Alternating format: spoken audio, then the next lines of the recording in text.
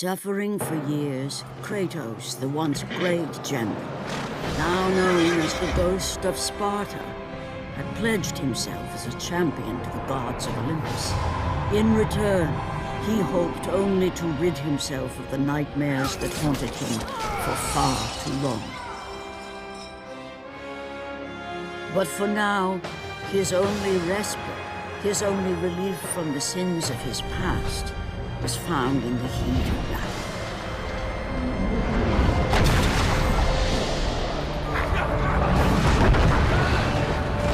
And on this day, Kratos had been called upon by the gods to confront an unthinkable evil, unleashed on the city of Attica by the invading Persian army.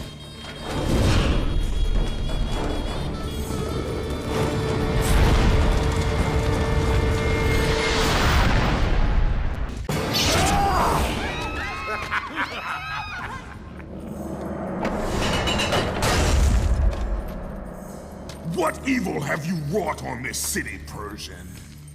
Evil? It is not evil that I bring, Spartan. I bring the might of Persia and the sacrament of purification. As we speak, my basilisk cleanses this land so that it may embrace the glory of the Persian Empire.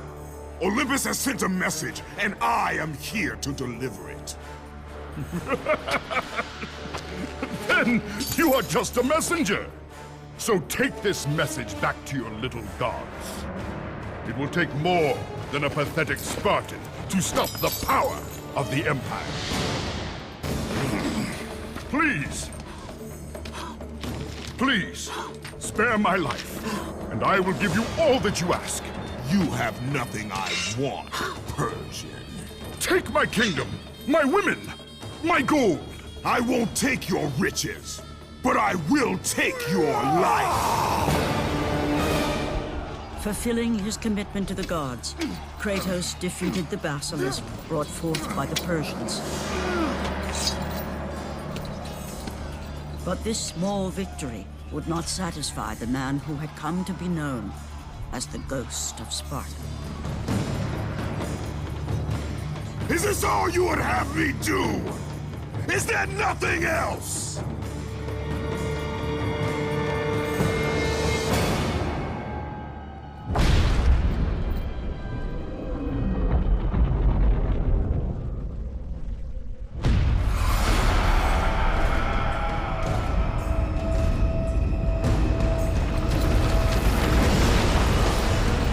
Seeing the sun plummet through the sky and the world plunge into darkness, Kratos knew this was not a sign from the gods. What treachery is this?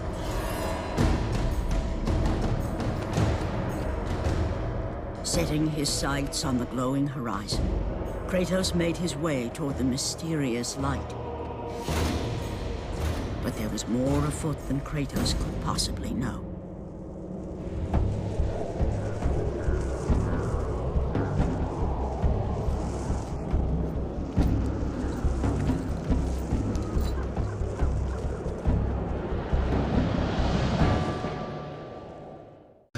In the darkness, Morpheus, the god of dreams, awakened to a world where he and only he wielded power. The land was slowly overrun by a black fog that engulfed everything it touched. And as Kratos approached the temple, it became clear that the task ahead was more than he could have ever imagined. Once again, the strange, lingering melody could be heard through the black fog of Morpheus, haunting Kratos. The temple on which Kratos stood was the sun chariot of Helios, the very chariot that the fire steeds pulled across the sky every day, allowing the brilliance of Helios to shine down on all mankind. Kratos. Athena! What madness has befallen us? Kratos, there is not much time. Olympus needs you. I grow tired of the gods' requests, Athena. I have given enough. Now take these nightmares from my head. It is not for you to say when your servitude ends. You will earn your freedom in time. But for now, Olympus needs your unquestioning obedience. The god of the sun has been torn from the sky. This temple on which you stand is the chariot of Helios. Without their master to reign them, the fire steeds have driven the sun chariot into the earth. And without Helios, there is no one to keep Morpheus from seizing permanent power. Many of the gods have fallen to a deep slumber. Soon, all will succumb to the black grip of Morpheus. What would you have me do? You must find Helios and return him to the sky, lest the world of gods and man be lost forever. Only his light can release the grasp of Morpheus. Athena! Athena!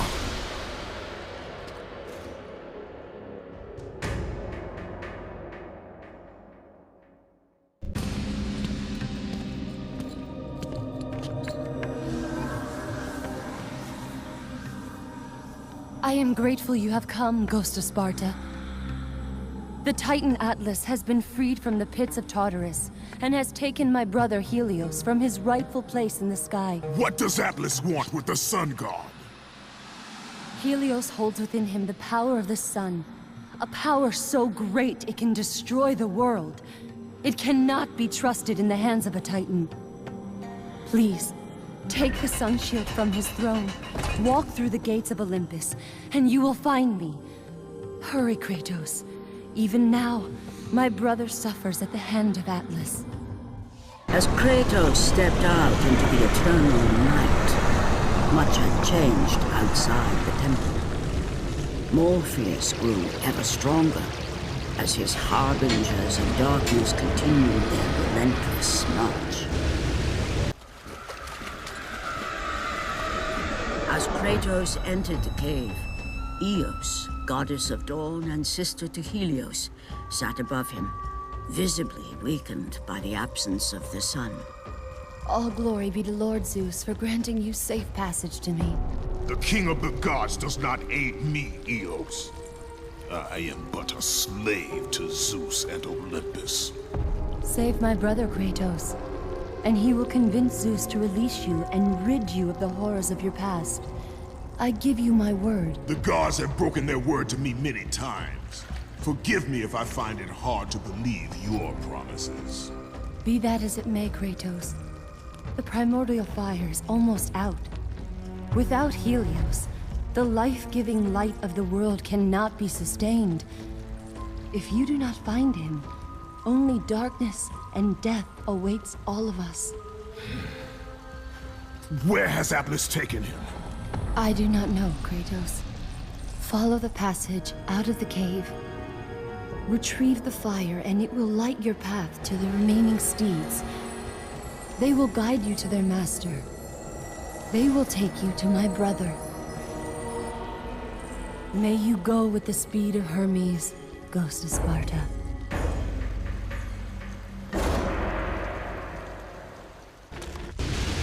As Kratos left the temple, he was assaulted by the army of Morpheus, and again, he heard the haunting melody. But this time, he recognized it as the song of his daughter, Calliope. Calliope? My daughter, where are you? Calliope!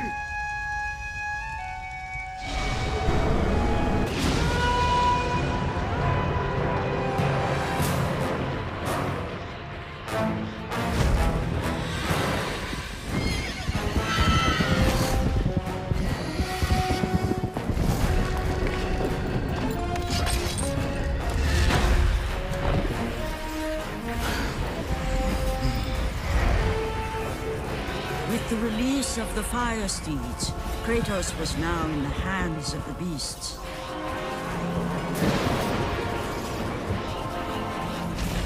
And where they would take him, he did not know.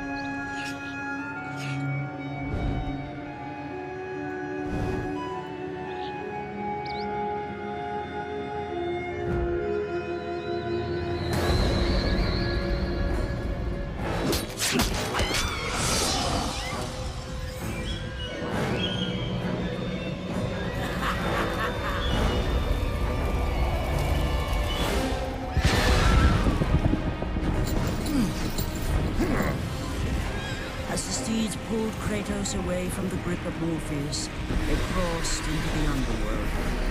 But in the land of the dead, they could go no further, for these beings of light were not welcome in Hades.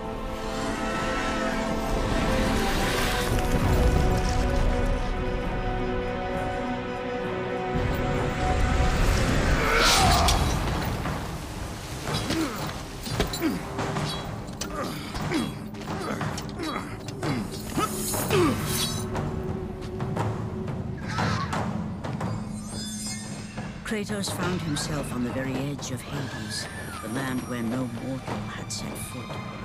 Here, where the souls of the dead walk their fated path, Kratos knew that for him, this was merely the beginning.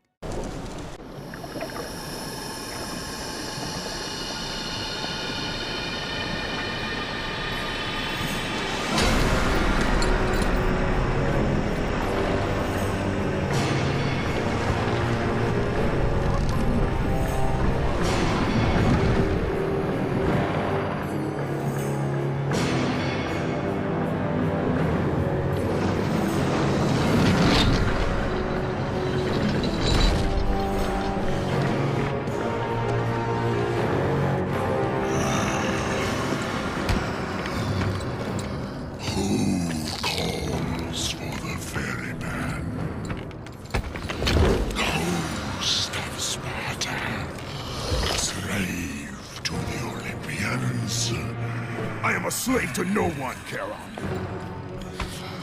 We share a common fate, Kratos. The gods will release neither of us from our torture. Be gone. It is not yet your time, mortal.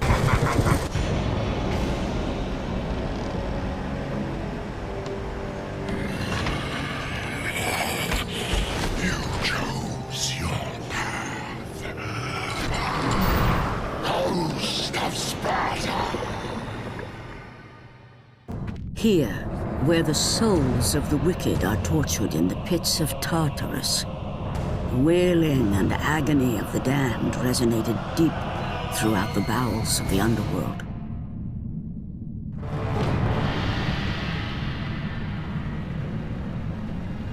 Kratos saw before him the remnants of the old rulers of Earth, the mighty Titans.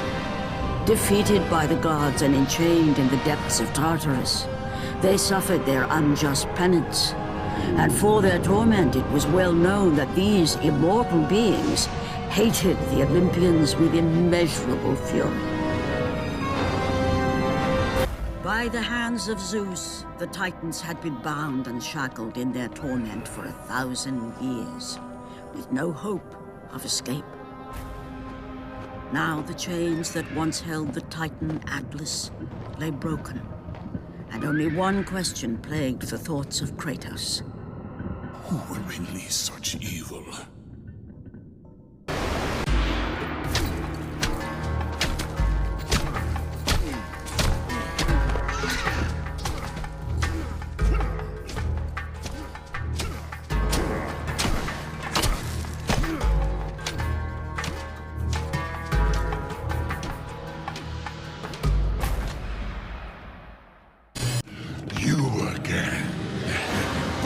Of Tartarus would not hold Atlas, and they would not hold me either. The gods have obviously taken pity on their slaves. You underestimate me, Charon. This time I will not be so merciful.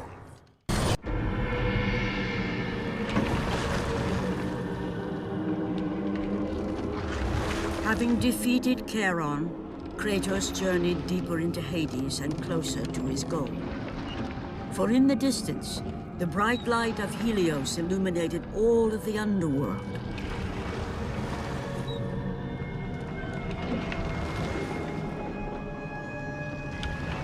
But something on the shore caught his attention. And to Kratos, it almost seemed an apparition. Calliope!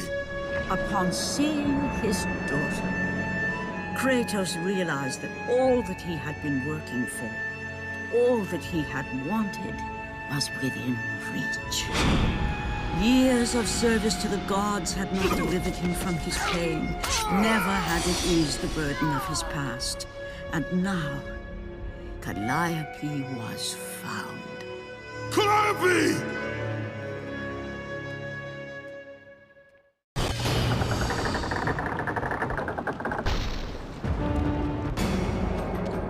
Calliope!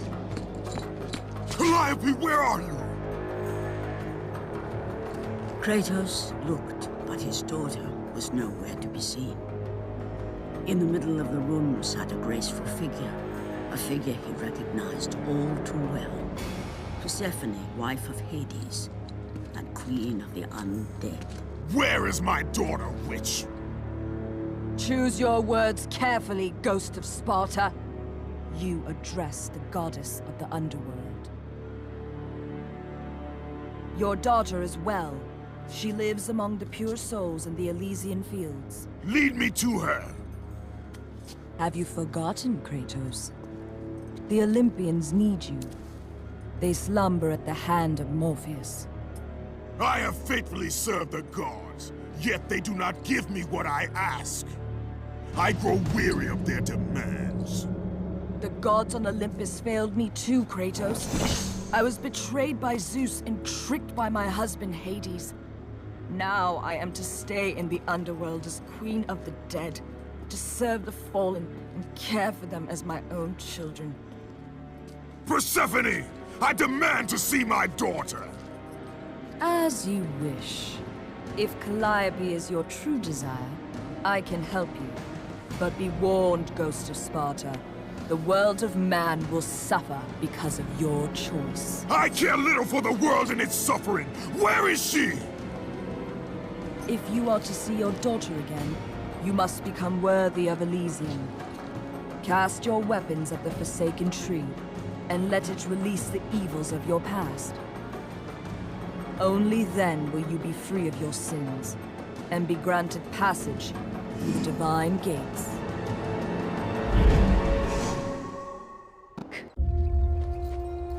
Calliope! Father? My child. Why did you go? I am here now, child. And I will not leave you again. I have watched over you pathetic mortals for 1,000 years, and it is always the same. Serving yourself before the needs of others has always been your flaw. But no matter. For now you serve my purpose. It is time for all that came before to end. The Titan will fulfill his role and finish what I have started. I released Atlas. You? As you were pathetically disarming yourself, Atlas completed the task I set him out to do. With the power of the sun in his hands, it is only a matter of time before he destroys the pillar that holds the world. And Olympus with it. But why? Do you think it was my choice to wed a man I did not love? Live a life I did not choose?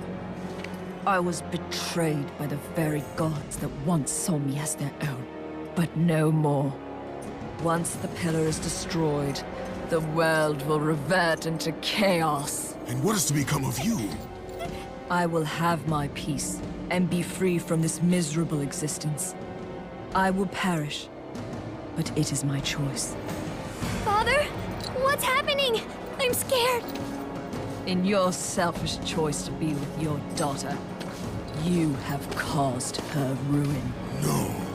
Elysium falls too, Kratos. She will perish. No! I will not let the gods take her from me again! Father! The choice was clear to him, yet impossible to make. To stay with his daughter meant the end of the world and the end of her. To stop Persephone and Atlas would mean forsaking his daughter forever. While his hatred and anger for the gods grew ever stronger, he knew there was but one thing to do. He would need to sacrifice his life with her so that she may live. No! Father, no!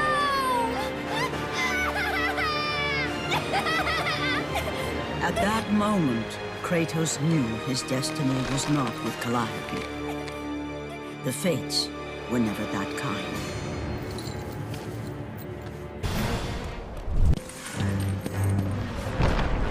Spartan, witness the end.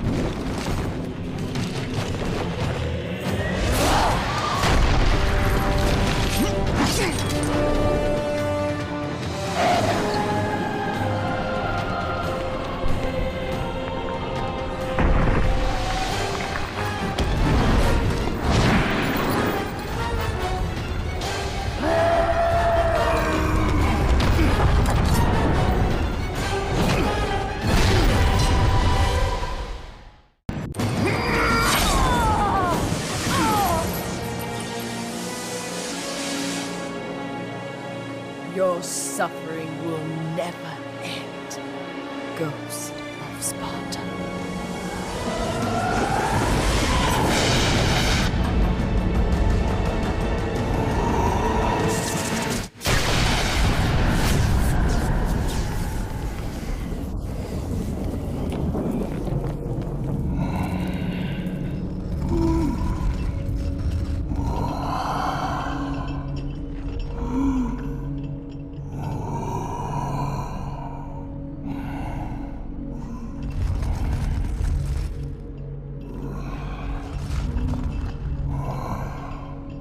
Perhaps you believe the Olympians will help you.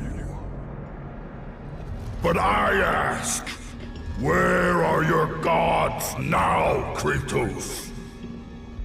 Why do they not come to your aid? I do not need the aid of the gods! But my path is now clear to me.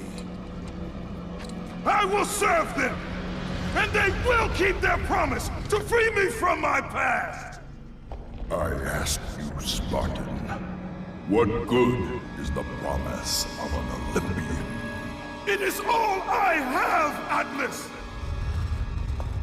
We will meet again, Spartan. The fates have deemed it.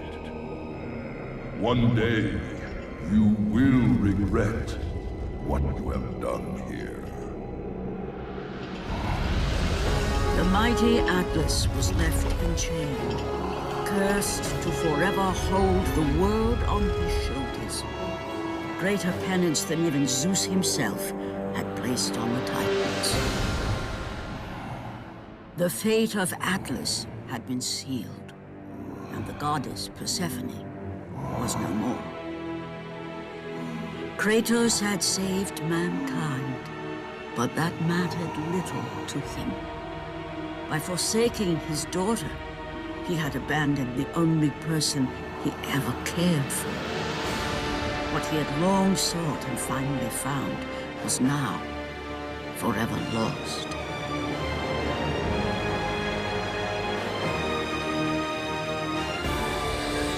As the sun chariot rose higher in the sky, and the might of Helios shone once again on the world, Morpheus retreated to the shadows.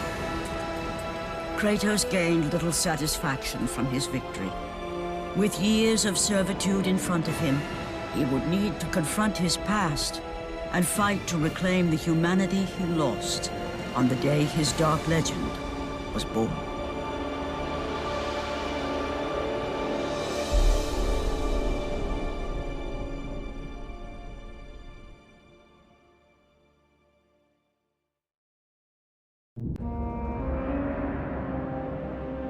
The dire toll of his relentless battles finally caught up with him as Kratos fell from the chariot to the earth. Was this sacrifice too much for one to bear, even for the man who was known as the Ghost of Sparta?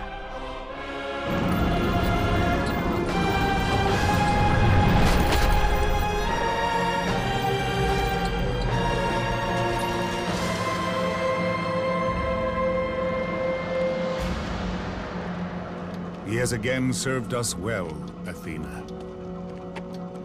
He is a remarkable mortal. He is weak. Shall we help him? He'll live. They must.